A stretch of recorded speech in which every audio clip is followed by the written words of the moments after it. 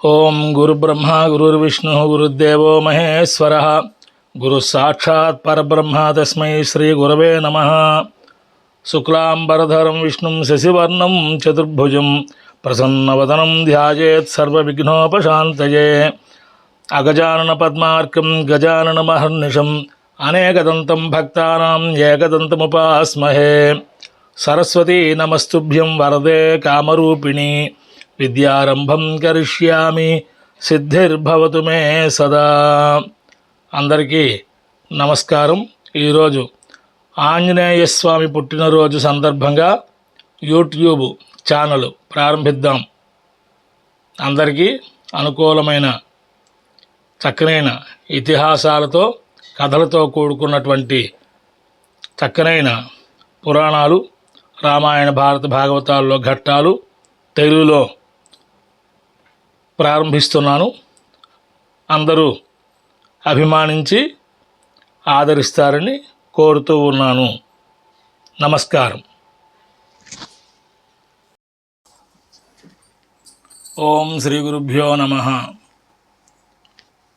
శ్రీ హనుమత్ జయంతి సందర్భంగా ఆంజనేయ గర్భసంభూతుడు, వాయుపుత్రుడు, రుద్రవీర్య సముద్భవుడు, మహాబల పరాక్రముడు, సూర్యుని వద్ద సమస్త వేదాంగాలు అభ్యసించినవాడు, నవవ్యాకరణ పండితుడు, శ్రీ సీతారామ పాదసేవ దురంధరుడు, మహా తేజస్వి అయిన ఆంజనేయ స్వామి గంధమాదన పర్వతం మీద తపస్సు చేసుకుంటూ ఉన్నాడు.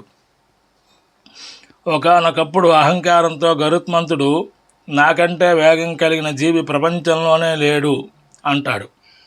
సుదర్శన చక్రం తనకంటే గొప్పదైన ఆయుధం లేదు అని అంటుంది.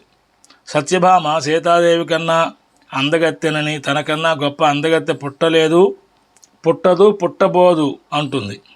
ఈ ముగ్గురి మాటలు వింటూ శ్రీకృష్ణ పరమాత్మ ఈ ముగ్గురికి బుద్ధి చెప్పాలి అనుకున్నారు. గరుత్మంతుడు గంధమాదన పర్వతం మీద ఉన్న ఆంజనేయునకు నేను రమ్మన్నానని తీసుకునిరా అని ఆజ్ఞాపించారు. సత్యభామకు సీతాదేవిలా అలంకరించుకోమని చెప్పారు. సుదర్శన చక్రానికి ద్వారం వద్ద ఎవరూ రాకుండా కాపలా ఉండమన్నారు. గరుత్మంతుడు గంధమాదన పర్వతం చేరుకొని ఆంజనేయునితో ముసలివాడివి అయ్యావు, నా వీపు మీద కూర్చుంటే క్షణకాలంలో తీసుకుని వెళ్తాను అన్నాడు.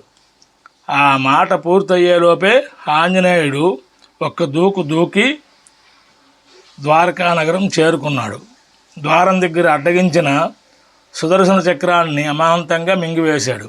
సత్యభామను చూసి ఈ దాసి ఎవరు, నా తల్లి సీతామహాతల్లి ఏది అని శ్రీకృష్ణ పరమాత్మను అడిగాడు. అంతటితో గరుత్మంతుడు, సుదర్శన చక్రం, సత్యభామల గర్వభంగం అయింది. ఆంజనేయుడు ఎటువంటి గర్వం అహంకారం లేకుండా వినమ్రుడై నమస్కరించి శ్రీ సీతారాములు ద్వాపరయుగంలో శ్రీ రుక్మిణి శ్రీకృష్ణ పరమాత్మ అవతారంగా గుర్తించి శ్రీరామ శ్రీకృష్ణ నామాలతో గానం చేస్తూ పరమానంద భరితుడు అయ్యాడు. నేతేటి విశ్వేశ్వర శర్మ బూర్జా.